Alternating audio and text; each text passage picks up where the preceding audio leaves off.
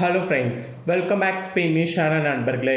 சற்று முன் தமிழக அரசியலில் ஒரு முக்கியமான நியூஸ் ஆனது வெளியான இந்த நியூஸ் தான் இப்போ வைரல் ஆகிட்டுருக்கு. வாங்க என்ன நியூஸ் அப்படிங்கிறத பார்க்கலாம். தமிழகத்தில் புதிய அரசியல் அமைப்பு இப்போ நடந்துட்டுருக்குங்கிறது அனைவருக்குமே தெரியும். கடந்த 50 ஆண்டு கால ஆட்சியை பார்த்தீங்கன்னு வச்சுக்கோங்களேன், தாவேகா முறியெடுத்து வெற்றி பெற்று இப்போ ஆட்சியை பிடித்து நடந்துட்டுருக்கு.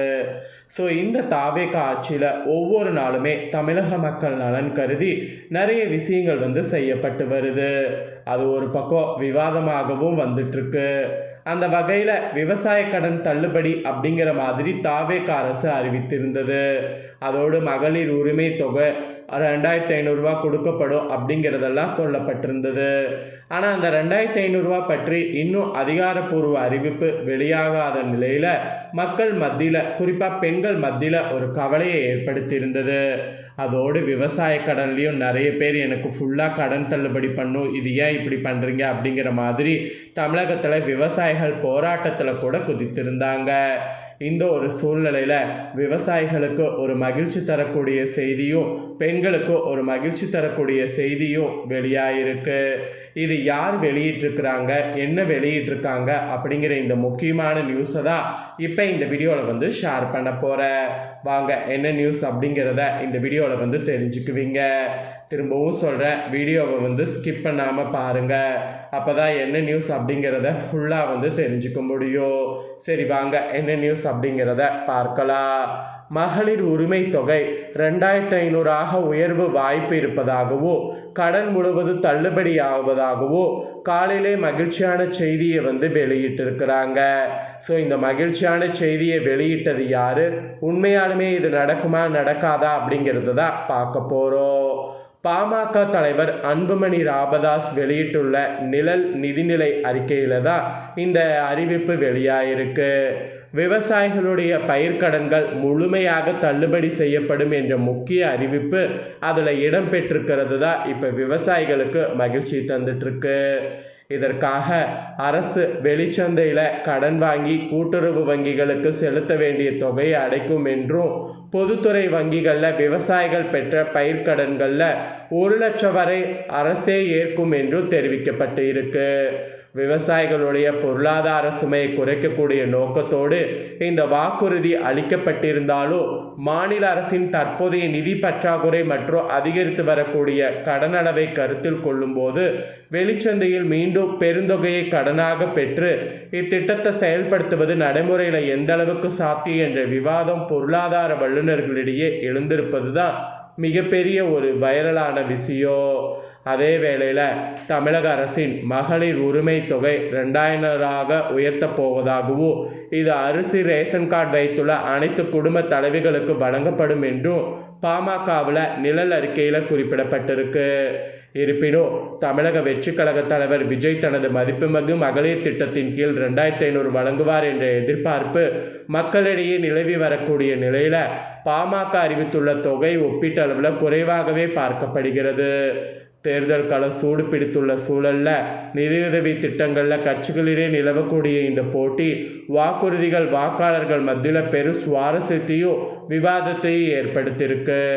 ஸோ இது எந்த அளவுக்கு நடைமுறை அப்படிங்கிறது போக போக தான் தெரியும். ஆனால் இப்போ இந்த நியூஸ் தான் சமூக வலைத்தளங்களில் பார்த்தீங்கன்னு வச்சுக்கோங்களேன், ரொம்ப வைரலாக பார்த்தீங்கன்னு வச்சுக்கோங்களேன் பரவிட்டுருக்கு. ஸோ இதை பற்றி உங்களுடைய கருத்து என்னங்கிறத கமெண்ட் பண்ணுங்கள். ஸோ பாமகவுடைய தலைவர் அன்புமணி சொன்னது எந்த அளவுக்கு கரெக்டான ஒரு விஷயம் அப்படிங்கிறத கமெண்ட் பண்ணுங்கள். அதே போல் காலையிலேயே இன்னொரு குட் நியூஸ் ஆனது கிடைத்திருக்கு.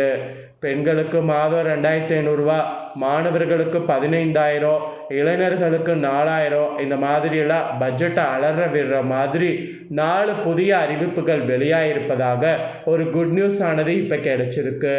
ஸோ இதோட அந்த குட் நியூஸான விஷயத்தையும் ஷேர் பண்ணுறேன். அந்த குட் நியூஸ் என்னங்கிறதையும் தெரிஞ்சுக்குங்க. 2026-27 நிதிநிலை அறிக்கையில் மகளிர், குழந்தைகள், இளைஞர்கள் மற்றும் தாய்மார்களை கவரக்கூடிய வகையில் 4 முக்கிய அறிவிப்புகளை அரசு வெளியிட உள்ளதாக பிரபல தனியார் ஊடக செய்தியானது இப்போ வெளியிட்டிருக்கு. அதுதான் சமூக வலைத்தளங்களில் ரொம்ப வைரலாயிட்டிருக்கு.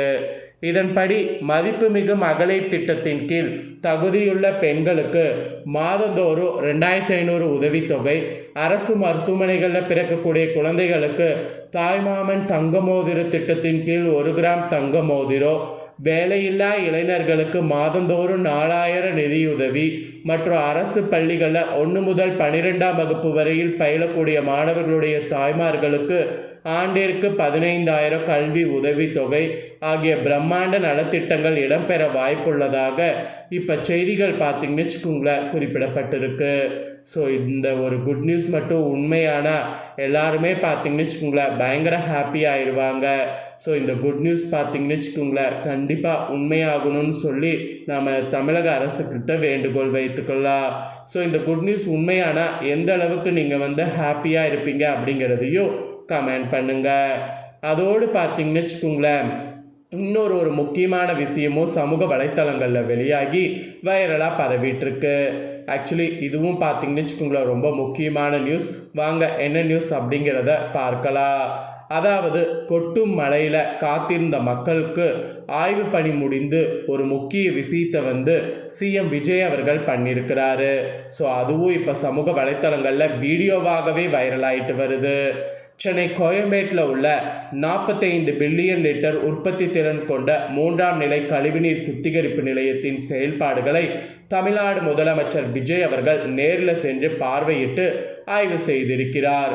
கோயம்பேடு மற்றும் கொடுங்காயூரில் செயல்படக்கூடிய சுத்திகரிப்பு நிலையங்கள் மூலம் நாளொன்றுக்கு மொத்தம் 90 பில்லியன் லிட்டர் கழிவுநீர் உயர்தரத்தில் மறுசுழற்சி செய்யப்படுகிறது.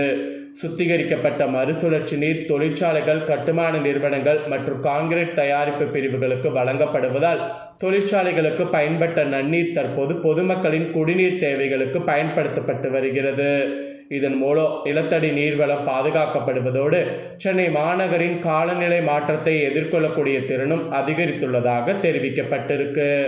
ஆய்வு பணியின் போது கோயம்பேடு பகுதியில் பலத்த மழை பெய்து கொண்டிருந்தது. கொட்டுமழையும் பொருட்படுத்தாமல் மேம்பாலத்திற்கு அடியிலும் சுற்றியுள்ள பகுதிகளிலேயும் திரளான பொதுமக்கள் முதலமைச்சரை காண்பதற்கு காத்திருந்தனர். இதனை அறிந்த முதலமைச்சர் விஜய் தனது காரில் இருந்து இறங்கி கையில் குடையோடு நேரில் காத்திருந்த மக்களை நோக்கி உற்சாகமாக கையசைத்து தனது மகிழ்ச்சியை தெரிவித்துக் கொண்டார். இந்த ஆய்வின் போது அரசு தலைமை கொறடா ரா சபரிநாதன், நகராட்சி நிர்வாகத்துறை கூடுதல் தலைமை செயலாளர் சுகன்தீப் சிங் பேடி, சென்னை குடிநீர் வாரிய மேலாண்மை இயக்குனர் தா ஆனந்த் மற்றும் அரசு உயர் அலுவலர்கள் உடனிருந்தனர். இதுவும் இப்போ மக்கள் மத்தியில் ஒரு பேசும் பொருளாக வைரலாயிட்டு இருக்கு. ஸோ இதை பற்றி உங்களுடைய கருத்து என்ன அப்படிங்கிறத கண்டிப்பாக கமெண்ட் பண்ணுங்கள். இந்த நியூஸ்களை உங்கள் ஃப்ரெண்ட்ஸ் ஃபேமிலிக்கும் லைக் பண்ணி ஷேர் பண்ணுங்கள், அவங்களும் பார்த்து பயன்பெறட்டும். இதே போல் புதிய நியூஸை உடனுக்குடனே தெரிந்து கொள்ள மறக்காமல் நம்ம சேனலை சப்ஸ்கிரைப் பண்ணுங்கள், கூட பெல் பண்ண ப்ரெஸ் பண்ணுங்கள்.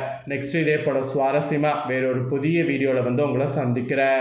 சப்ஸ்கிரைப் பண்ணி சப்போர்ட் பண்ணுங்கள். நன்றி, வணக்கம்.